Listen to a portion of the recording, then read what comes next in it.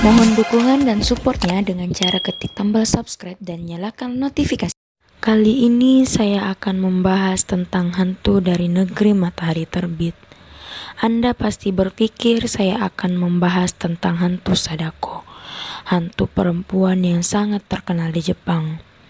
Tapi kali ini saya tidak akan membahas tentang hantu Sadako, melainkan hantu teke-teke.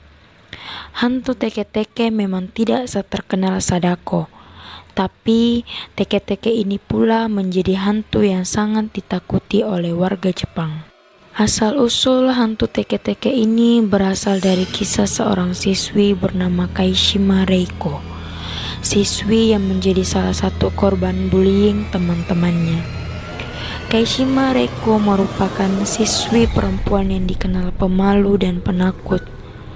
Sikap inilah yang membuatnya menjadi target bullying dari teman-temannya. Suatu hari, Reiko menunggu kedatangan kereta api di stasiun Shinkansen, jalur untuk kereta api super cepat di Jepang. Pada saat menunggu di peron itulah, Reiko lagi-lagi jadi korban bullying teman-temannya. Saat itu, temannya yang super jahil meletakkan jangkrik di bahu Reiko. Temannya tidak pernah menyangka bahwa kejahilannya berakibat fatal.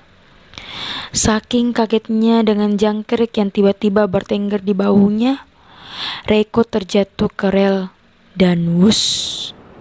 Hanya dalam hitungan detik, kereta super cepat yang melindas menggilas tubuhnya.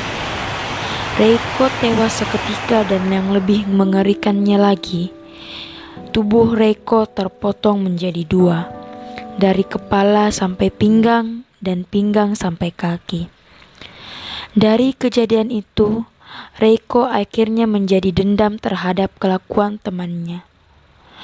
Hantu Reiko pun menjadi arwah penasaran dan mulai berjalan menggunakan siku tangannya untuk mencari kedua kakinya yang hilang.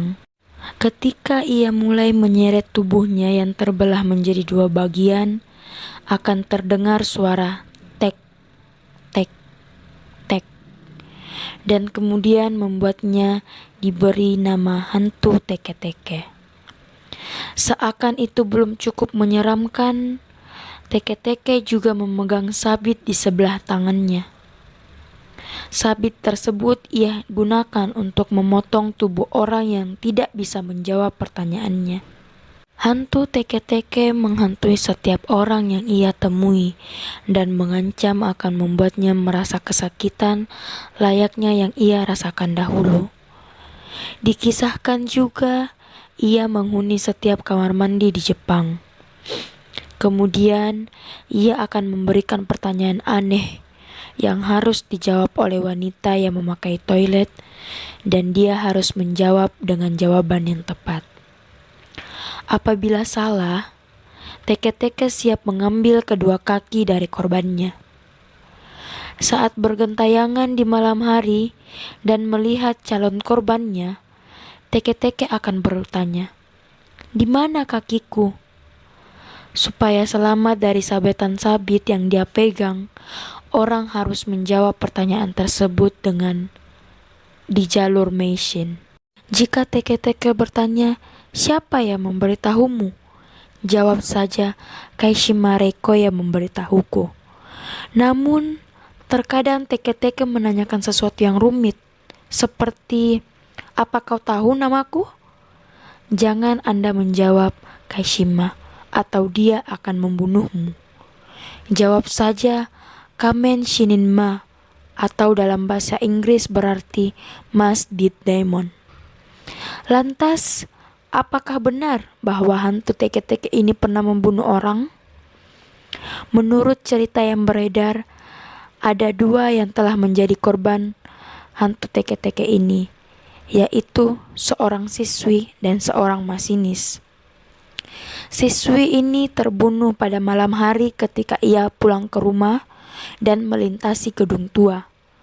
Di atas gedung tua itu, sosok teke-teke bertengger. Melihat ada korban, ia pun turun menghampiri si siswa dan mengayunkan sabit padanya. Sementara itu, si masinis terbunuh saat musim salju ketika kereta yang dikendarainya menabrak sesuatu. Ternyata, sesuatu tersebut adalah hantu teke-teke yang berada di tengah-tengah rel. Teman si masinis memutuskan untuk mencari pertolongan pada polisi, sedangkan si masinis masih berada di tempat untuk menjaga kereta. Nahas, ketika temannya kembali, si masinis ditemukan meregang nyawa di tiang listrik dengan teke-teke memeluk tubuhnya.